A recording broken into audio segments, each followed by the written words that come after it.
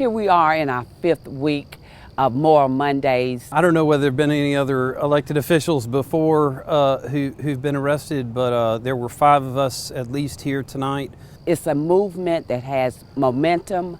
We're seeing more people arrested, doctors, nurses, professors, teachers, and everyday people who are just speaking out and wanting their voices to be heard against the draconian legislation, the tax reform where they are talking about tax and Social Security, prescription drugs. They're decimating education. Starting July 1 of 2013, around 70,000 people will not receive unemployment benefits anymore after losing their jobs. So people are really fed up. They're saying we're not taking it anymore, and people are just coming out. And since the legislature will not speak to them one-on-one, they're coming out and they're protesting and they want their voices heard. I've been mayor for 7 years, and I've been involved in local government in Carrboro and Chapel Hill for almost 20 years now. And I've never seen anything like this legislature that we're facing right now. It's not just a question of an all-out assault on our environment, on the rights of women and the health care of our poor and disadvantaged. It's also, and this is to me the most appalling part, the all-out effort to change the system, to change the rules on voting, to try and ensconce themselves in power and to kind of cement this dramatic reactionary transformation of North Carolina government. These elected officials that are in office on the state level are privatizing everything and consolidating power at the state level. And as a local elected official, I believe that power should be wielded by those who are most affected by it. So more autonomy at the local level. I hear my colleagues trying to downplay the magnitude of the protests, but they're beginning to worry. I've seen them start walking around, taking pictures and saying, are they really mad, or are these people going to really get arrested? And I think they're beginning to pay attention, and they know that this is a serious movement and not just a moment. They know that they're going to be held accountable by the voters in the state of North Carolina for the stance they have taken to take North Carolina backwards. I think in the beginning they thought maybe a few people would come out and protest, but they've seen a diversity of people, old, young, black and white, gay and straight, the clergy, students. They've seen the diversity of the population. They've seen North Carolina come out and speak up and say, we're fed up, we're not taking anymore. And I think they are understanding.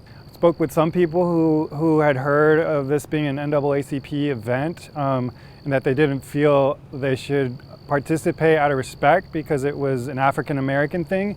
But I'm glad that people are realizing that we're all in this together. That it's mainstream North Carolinians who are coming out here and standing up for what we believe in. And I think the next step is that the governor is going to have to acknowledge what's going on and that there's unrest in this state because of the kinds of policies that we are adopting.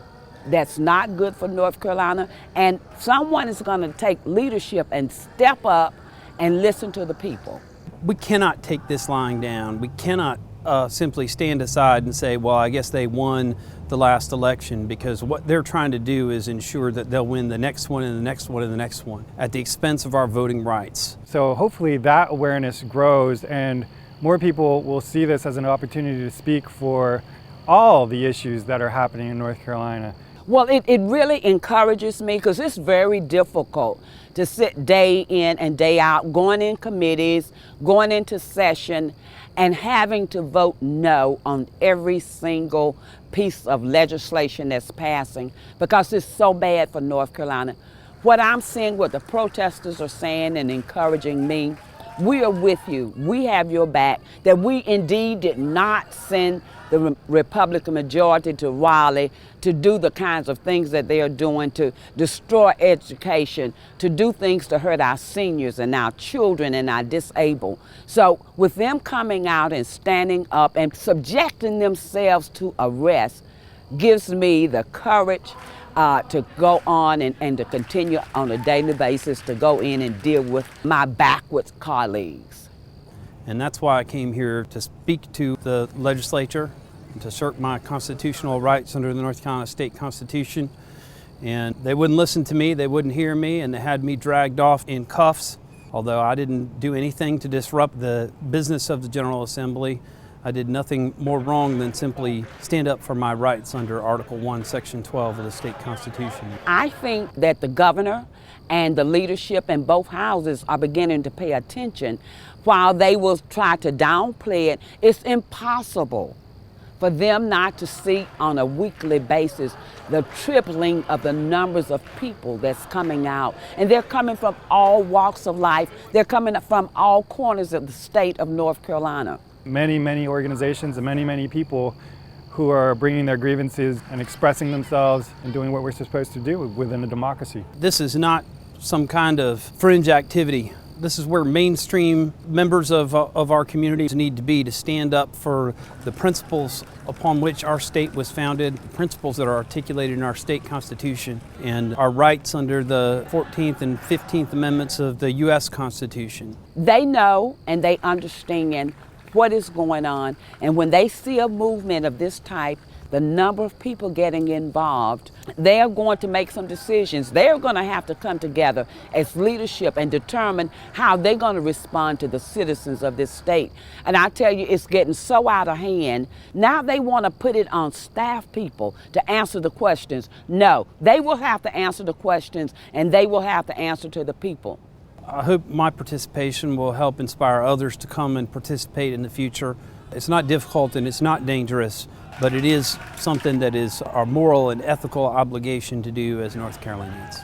I would say to every person in North Carolina, now is not the time to be silent. What is happening is real.